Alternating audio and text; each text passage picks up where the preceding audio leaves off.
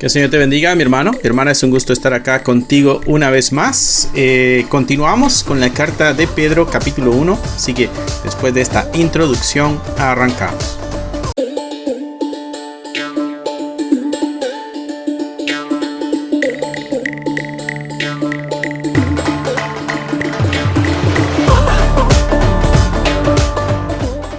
Muy bien, mi hermano, mi hermana, es un gusto estar acá contigo una vez más. Primera de Pedro, capítulo 1, versículo 13 al 25. Van a ser pocos versículos los que leamos el día de hoy. La intención es poder terminar con este capítulo que ya empezamos, ¿no? Así que espero que tengas tu Biblia, tu cuadernito de notas, lapicero, marcador, todo lo que necesites para sacar el máximo provecho de este estudio. Uno de los comentarios que hacíamos la semana pasada en cuanto a esta primera carta de Pedro, y quizá la segunda carta de Pedro también, ¿no? Hablando acerca de los nuevos creyentes, sería una excelente herramienta para discipulado, porque los puntos que trata son puntos claves necesarios para todo aquel que está iniciando su caminar con el Señor. No quiere decir que para el que ya tiene años en el cristianismo no funcionen. Sí, la Biblia la tenemos que estar leyendo constantemente, pero estos puntos son claves para aquel que está iniciando su camino con el Señor. Así que si conoces tú a alguien, mi hermano o mi hermana, que acaba de iniciar su camino con el Señor, este es un buen libro que le puedes recomendar. Sería mejor todavía si tú te sentaras al lado de esa persona y lo pudieran leer juntos, ¿no? Así que vamos al versículo 13, entonces, llamamiento a una vida santa, ¿no? La semana pasada tú recordarás lo que estábamos hablando, la esperanza que se nos presenta, ¿no?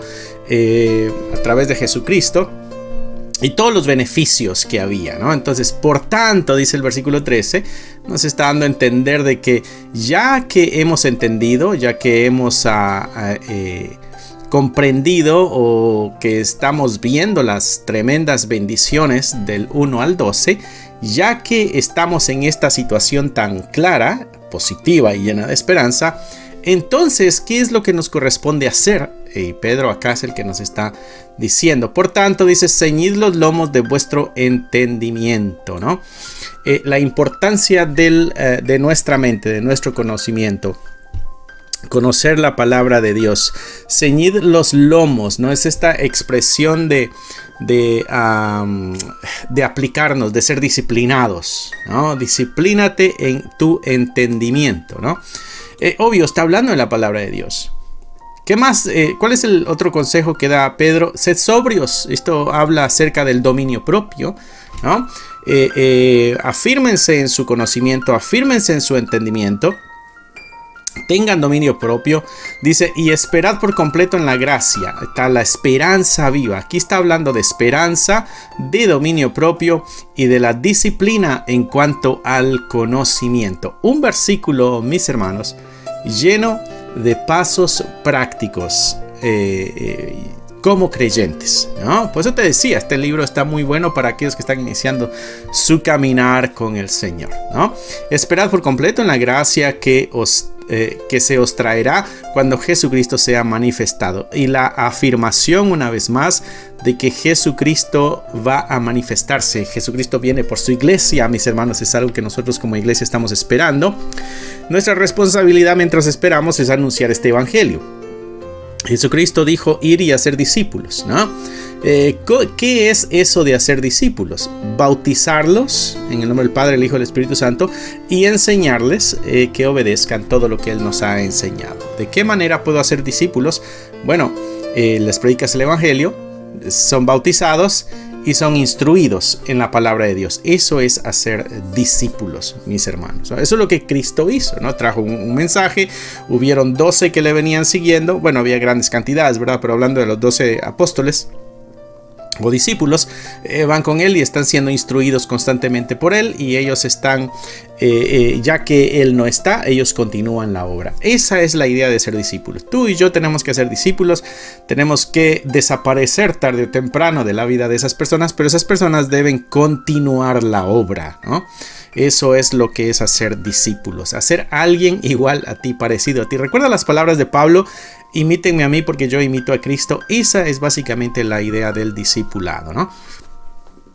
Muy bien, versículo 14. Como hijos obedientes, ¿cómo debemos nosotros, en cuanto al entendimiento, hablando de disciplina, ser sobrios en cuanto al dominio propio, llenos de esperanza, ¿no? Confiados en que el Señor cumplirá sus promesas, esperando a Jesucristo que regrese? Características de hijos obedientes. Dice, como hijos obedientes, no os conforméis. Esto es conformar, es agarrar la forma de, con una palabra compuesta, con y forma, ¿no?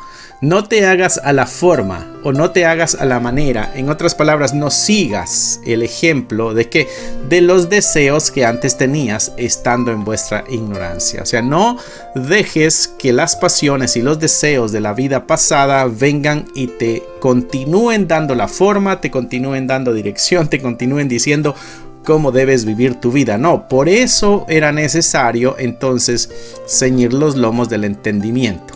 Por eso era necesario el tener dominio propio, ¿no? ¿Por qué? Porque mi conocimiento nuevo, que es la palabra de Dios, y ahora el dominio propio, no voy a dejar que mis pasiones y mis deseos me manejen. Por eso los hijos obedientes no toman la forma de sus deseos, mientras dice estando en vuestra ignorancia. Versículo 15, sino como aquel que os llamó es santo. Y entonces nos pone el estándar. Pedro nos dice, esto es lo que tú y yo debemos seguir. No debemos tomar la forma de nuestros deseos, pero sí tenemos que tomar la forma de aquel que nos llamó.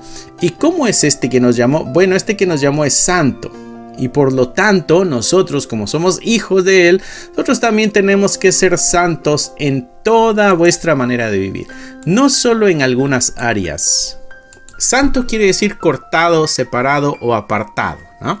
Entonces lo que Pedro está diciendo es de que nosotros debemos ser apartados, debemos tener una vida que estamos mostrando, donde estamos apartados. ¿Apartados de qué? De los deseos que antes teníamos, de este mundo, de la vida que se vive en ignorancia, del pecado. Y no solamente en algunas áreas de nuestra vida, sino en toda vuestra manera de vivir. Pedro está diciendo que todas las áreas en tu vida, mi hermano, mi hermana, son importantes. Por lo tanto, cada una de esas áreas en tu vida tiene que vivirse en santidad. ¿Por qué? Es que esto es lo que está escrito. Esto es lo que la palabra de Dios dice. Esto es lo que la palabra de Dios enseña. Sed santos porque yo soy santo. Esta es una sección del Antiguo Testamento. Sed santos porque yo soy santo. ¿Por qué debo ser santo? Bueno, es que mi Padre celestial es santo. Por lo tanto, yo debo ser santo. Y no hay otra razón mayor o más clara o más convincente. Si Él es nuestro Padre, pues andemos como es Él, ¿no? Y eso es lo que nos quiere decir Pedro acá en el versículo 17 también. Si invocáis por Padre a aquel que sin acepción de personas juzga según la obra de cada uno, conducíos en temor todo el tiempo de vuestra peregrinación. Entonces, si nosotros debemos ser santos, ¿por qué? Porque si nosotros le llamamos a este Dios, a este Señor, si le llamamos Padre, recuerda que este Padre juzga sin acepción de personas. O sea, esto quiere decir, mi hermano o mi hermana, de que Dios no tiene hijos predilectos, especiales. Esto no importa qué tan duro trabajes tú en la obra del Señor o qué tan poquito tú trabajes en la obra del Señor. No importa el grado de sacrificio que tú hagas. Eso no te da ninguna luz verde para fallarle a Dios. Hay gente que dice, bueno, yo trabajo un montón para la obra del Señor, yo creo que un pecado no es gran problema, ¿no? Como que si se dieran cierta oportunidad, y ya que hice mucho, esta mentalidad de balanza, ¿no? Como yo hice mucho, pues tengo derecho a fallar también, ¿no? Yo hago muchas cosas buenas y cuando hago una mala, entonces no debería yo de ser juzgado tan vilmente, ¿no? Bueno, no es lo que acá la Escritura está enseñando. No importa, mis hermanos, qué tanto hagamos o qué tan poquito hagamos, Dios no hace acepción de personas y va a juzgar a todos. ¿no?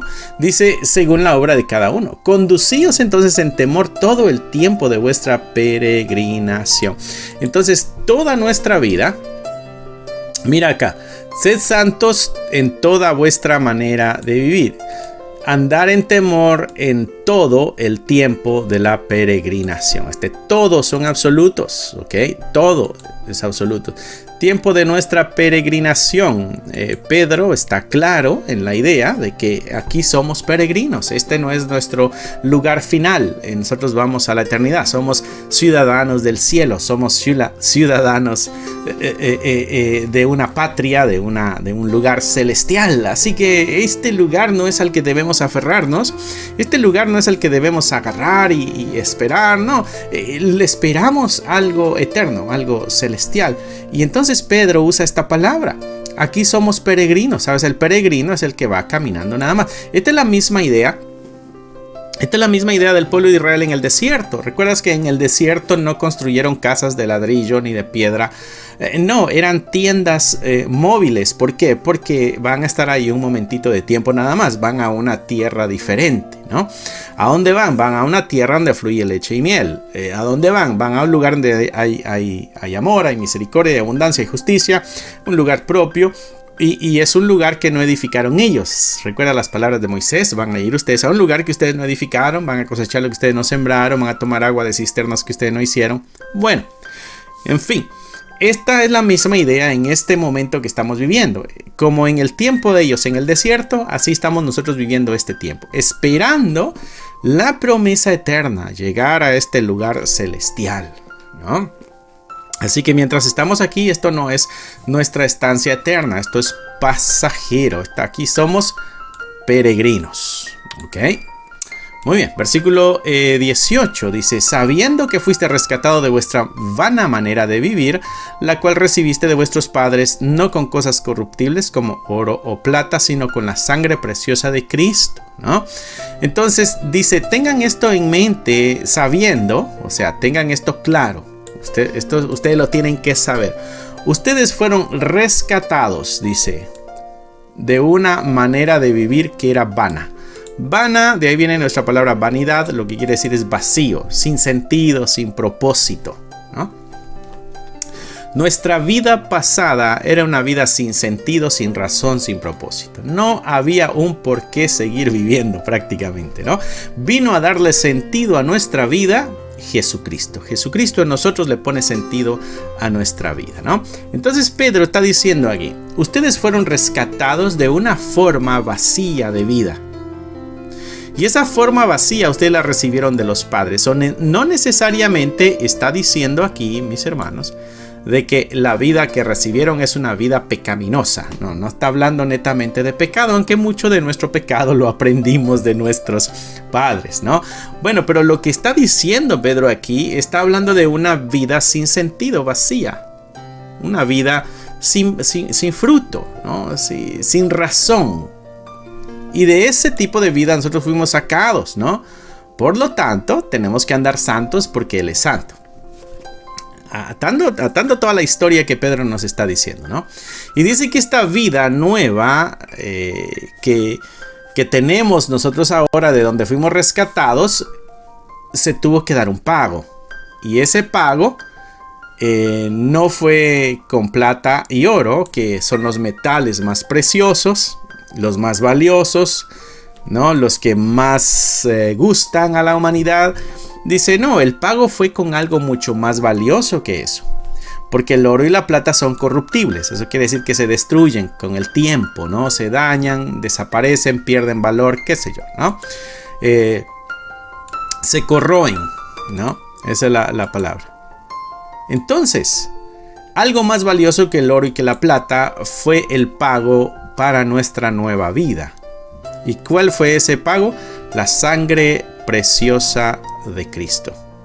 Y esta sangre preciosa era de un cordero sin mancha y sin contaminación. Y trae a la memoria aquí el sacrificio que se hacía en el templo. Recuerdas, una vez al año el sacerdote presentaba los sacrificios a Dios de estos corderos que tenían que ser perfectos. Y la sangre de ese cordero simbolizaba la muerte del pecador. Entonces, para que la persona no muriera, el corderito era el que tenía que morir. Por eso Juan dice que Jesucristo es el Cordero de Dios que quita el pecado del mundo. Y aquí Pedro nos está diciendo que la sangre de Cristo fue como la del Cordero, sin mancha y sin contaminación. Y algo interesante acá en el versículo 20, mis hermanos, esto llama mucho la atención.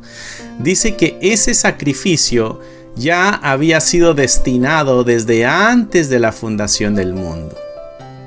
O sea, ya este era parte de un plan eterno, pero se manifestó en los postreros tiempos por amor de vosotros. Se vino a manifestar, está hablando en el tiempo de que Cristo muere en la cruz.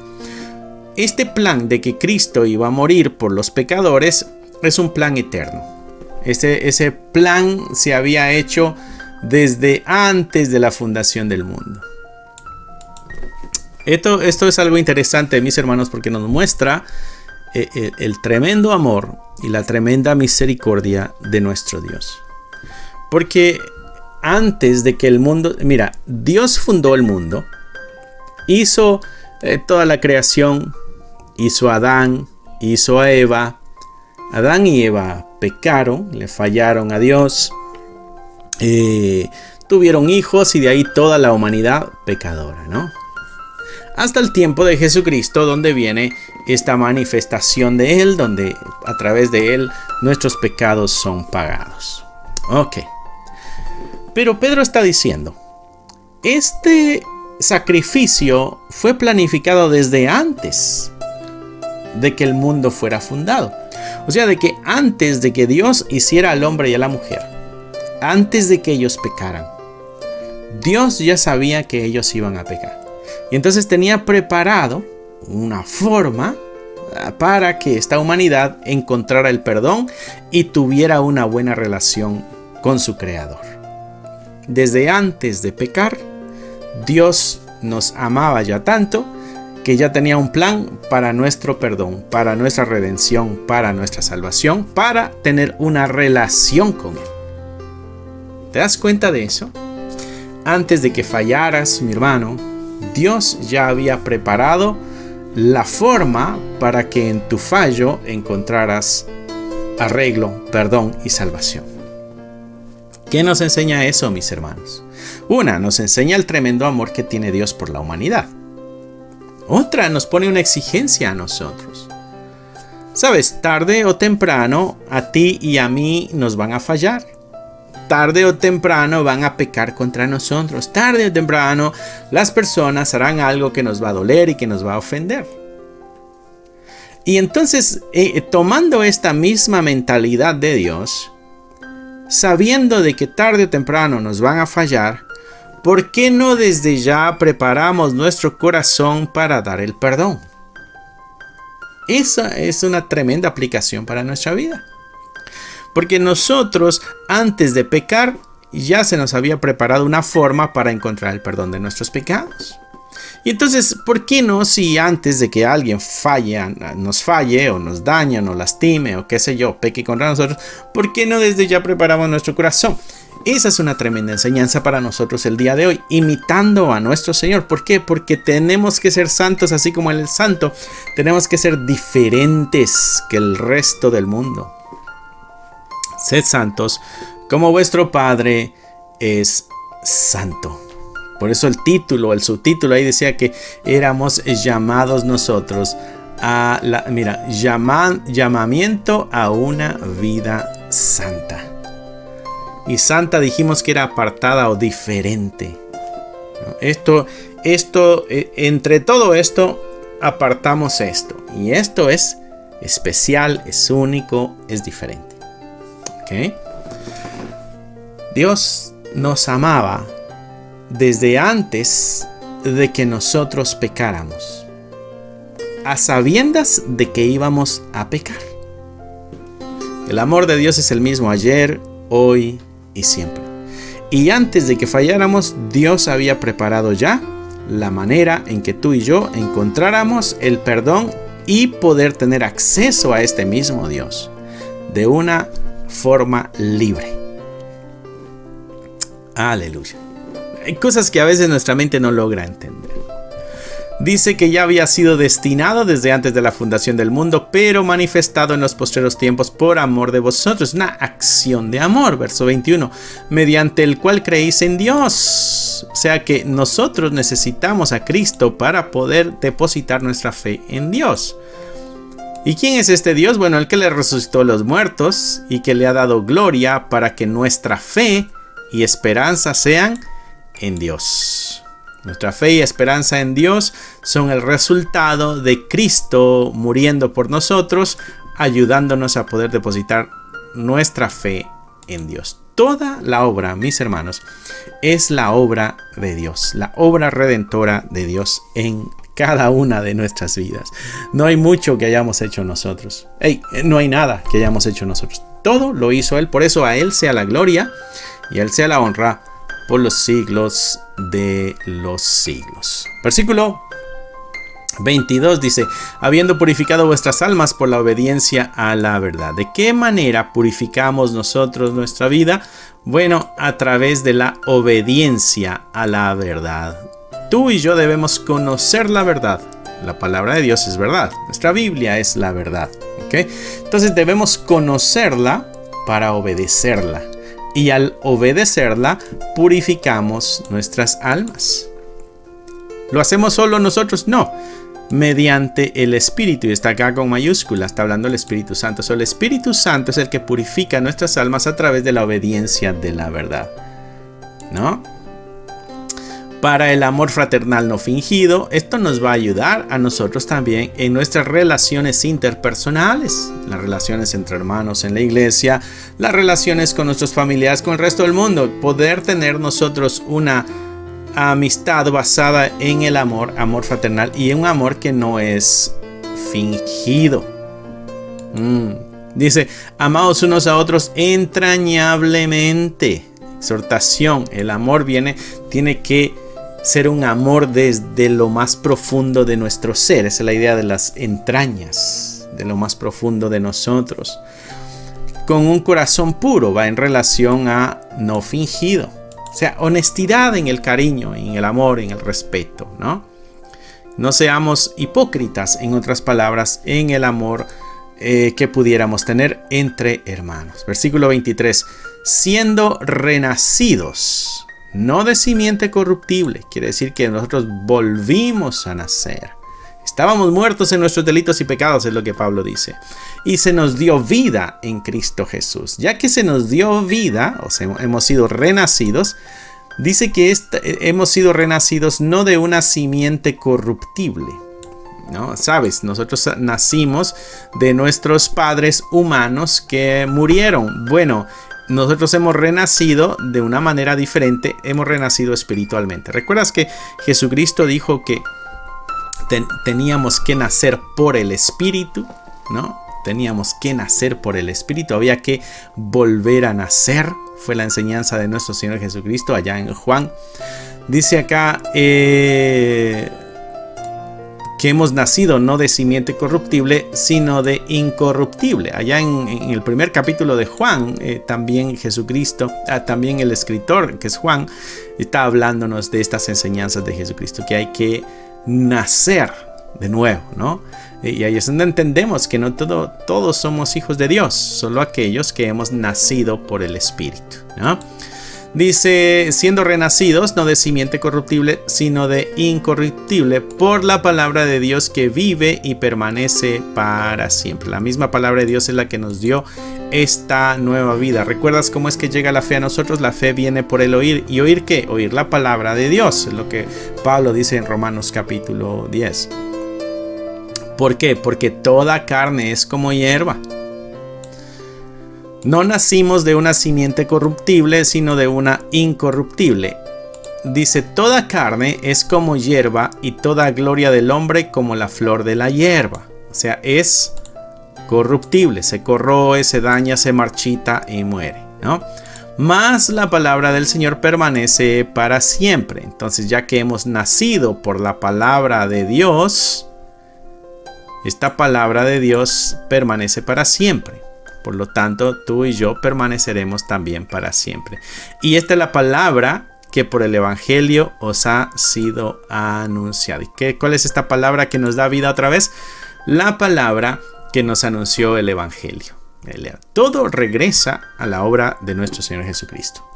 Así que tremendo estudio. Te exhorto a que le des otra leidita más despacito quizá a estos versos que leímos nosotros el día de hoy, a todo el capítulo, para que vuelvas a agarrar todo el contexto. La semana pasada tuvimos el primer video de este estudio que estamos teniendo, la primera carta de Pedro. Eso te lo recomiendo, si no lo has visto, que vayas a verlo, para que puedas ver una pequeña introducción que se hizo en cuanto al libro y el contexto, y así poder ir entendiendo un poquito más cada una de las expresiones que Pedro está usando acá en esta carta. Pues nos ha enseñado bastante en esta pequeña sección que nosotros leímos desde el versículo 3, ¿no? Un enfoque fuerte en la verdad, en la obediencia de la verdad, un enfoque fuerte en el conocimiento de la palabra de Dios y mantenernos firmes ahí. ¿Por qué? Porque hay burladores, porque hay mentirosos, porque hay engañadores, y si no estamos firmes, mis hermanos, va a ser muy fácil que nos desviemos. Así que la mayor recomendación que te puedo hacer el día de hoy, mi hermano, es de que te afirmes en la palabra de la verdad, ¿no? Cierra ahí tus ojos, inclina tu rostro y nos despediremos con una oración. Amantísimo Señor, te damos gracias una vez más por la oportunidad que nos das de acercarnos a esta palabra. Nuestras vidas no están corriendo ningún riesgo, no estamos siendo perseguidos, tenemos libertad para acercarnos a esta verdad. Así que, Señor, por favor, te pedimos de que nos ayudes a aprovechar cada momento, el tiempo que tenemos, Señor, y que lo pongamos en las áreas importantes que merecen tu atención. Ayúdanos a conocer más tu verdad, a ir purificándonos así, Señor. Ayuda a cada uno de mis hermanos que están viendo este video. Responde a sus peticiones, a sus ruegos, a sus oraciones. Si alguno está enfermo, Señor, dale sanidad. Si alguien necesita trabajo, Señor, abre puertas para que tenga un trabajo. Ayúdales en sus áreas económicas, en sus vidas emocionales, espirituales, en cada área de sus vidas, Señor, que tu mano intervenga y traiga alivio, traiga restauración, traiga sanidad, traiga prosperidad. Ayúdanos a todos, Señor, en este peregrinar, pero no permitas que nuestro corazón se apegue a lo material, a lo perecedero, sino que nuestra mente, nuestro corazón y nuestro espíritu esté aferrado y apegado a lo eterno, a lo tuyo. En el nombre de Jesús oramos. Amén, amén y amén. Muy bien, mi hermano, mi hermana, que Dios te bendiga, que Dios te guarde. Una vez más, manténnos en tus oraciones, necesitamos de tus oraciones. También nosotros tenemos a la venta algún material que te puede ayudar en el estudio de la Biblia. Tenemos devocionales, tenemos algún libro de estudio por ahí. Tenemos libros para colorear, para que junto con tus hijos puedas ayudarte y colorear un tanto ahí. Así podemos ir creciendo y avanzando en esta vida que el Señor nos ha dado, ¿no? Y de esa manera puedes tú ayudarnos en este ministerio también. Si adquieres alguno de esos libros, te dejo la información ahorita. Si no, en la descripción del canal se encuentra también esta información, en la descripción de este video de la misma manera. Y puedes encontrar ahí los enlaces que te pueden llevar a los lugares donde puedes apoyarnos de esa forma económica, pero también por tus oraciones. Ora por este ministerio, te lo pido, mi hermano, mi hermana. Así que Dios te bendiga, que Dios te guarde. Te dejo con un pequeño anuncio y nos vemos pronto. Bye. Si te gustaría obtener alguno de estos devocionales, libros de estudio o libros para colorear, encontrarás un enlace en la descripción del video que te llevará a la página de Amazon para adquirirlos. Si aún no te has inscrito en el canal, te animo a que lo hagas para no perderte ninguno de los videos que estamos subiendo. Gracias por esperar hasta aquí. Que nuestro Señor te bendiga y nos vemos pronto.